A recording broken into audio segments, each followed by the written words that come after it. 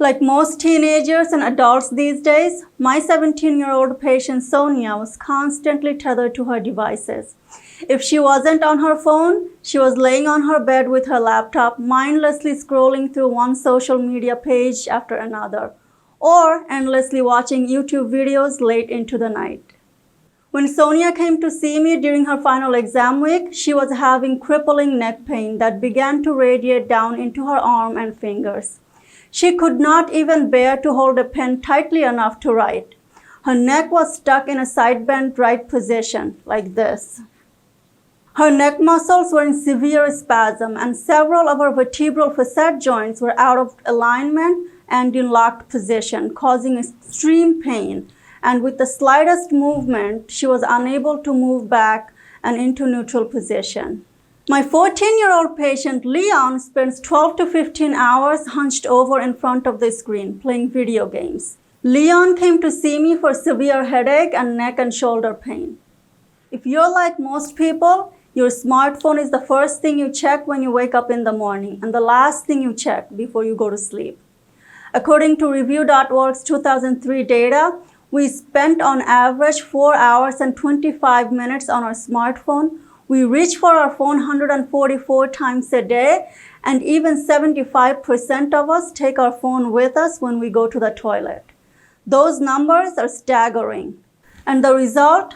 More neck pain, muscle spasm, soreness, inflammation, headache, and even in severe cases, pinched nerve and disc herniation that radiates down into the arms and legs, causing numbness, tingling, and weaknesses. As a physical therapist, neck pains are one of the most common diagnoses that I treat. Unfortunately, these days, it's becoming more and more common that younger and younger patients are coming to the clinic with neck pain. And most of them has a history of long overuse of cell phone. Why is using our device for a long time a problem? Let's consider this. The average human head weighs around 5 kilo or about 11 pounds. During prolonged device use, forward head posture becomes a common presentation.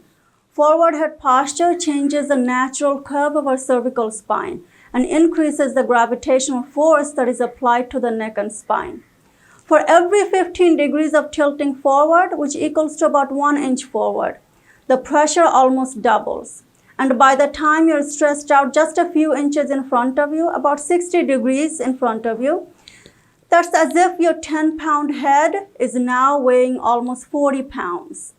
Let's put this theory to the test.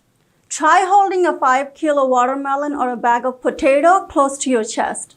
It may feel heavy, but you should be able to do it, no problem. What happens if I extend my arm out and hold the same amount of weight in front of me?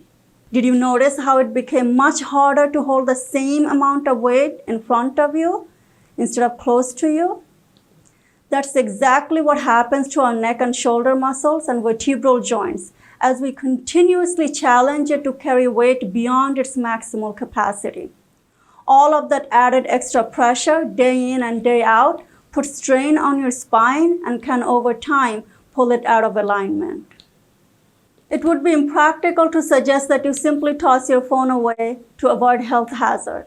However, there are ways we can modify our daily device use that is less strenuous on our body. So many options are available nowadays to help us cut back on our time staring at our devices, such as turning off our cell phone or downgrading it to a dumb phone, uninstalling all but the most essential apps, using time tracking tools to limit usage, and so on. Today, I'm going to share some of my tips that I give my patients like Sonia and Leon who are struggling but would like to make that habitual change. Number 1, going gray. One of the simplest and most effective method is turning your phone's display to grayscale mode. Doing so removes all of the color from the screen and is a more effective deterrent than you might think. The idea is to make your phone less visually stimulating and less fun to use. It makes your phone look more like a tool than a toy. In grayscale mode, Instagram becomes a river of drab grayness. Web article is nothing but boring, and video games loses all of its visual appeal.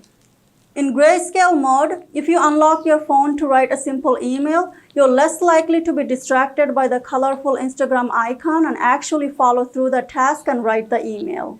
If you're standing online at the store, instead of mindlessly scrolling through your social media pages, you're more likely to focus and pay attention to your surroundings because your phone is now less of a distraction.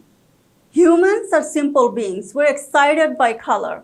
Our brain is attracted to anything bright and shiny, and Silicon Valley knows this and uses it against us.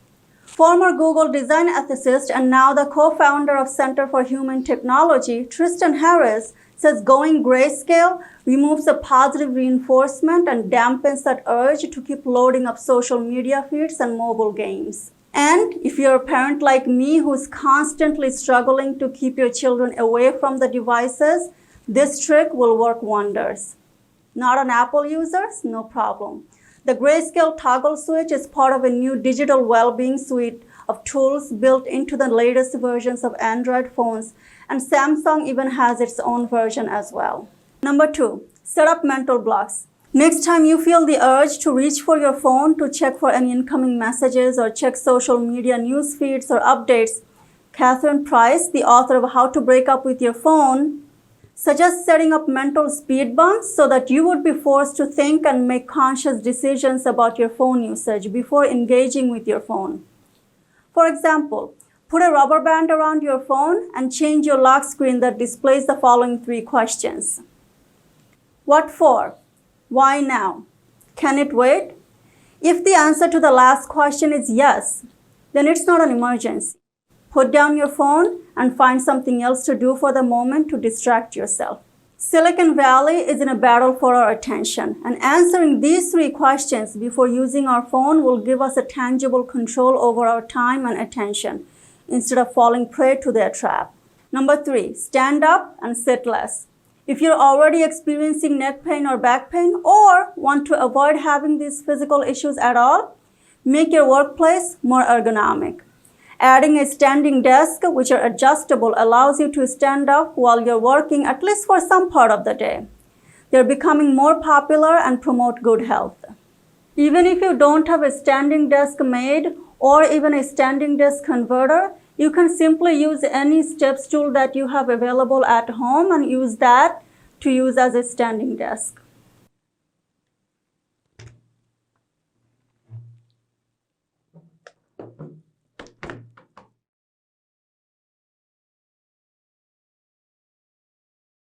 Swapping your chair for a physio ball will reduce the forward head posture we're prone to developing from prolonged device usage.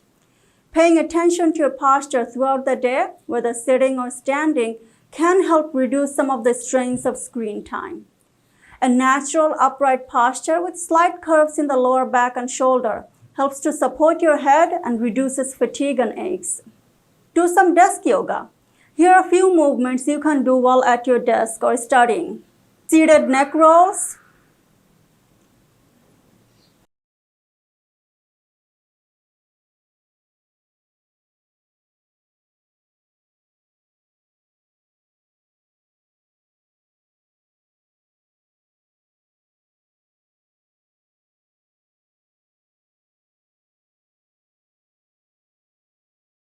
seated forward bend,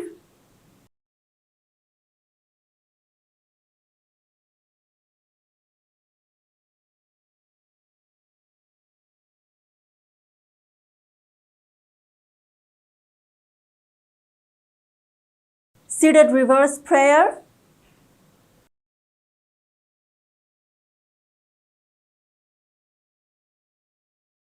seated cow face pose,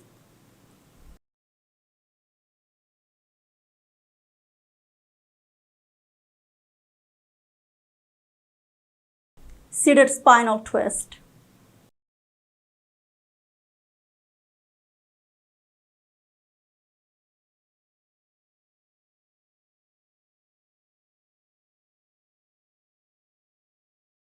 Use of technology is inevitable.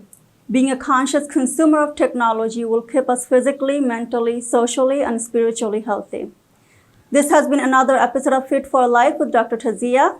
I thank you for staying with us. See you next time.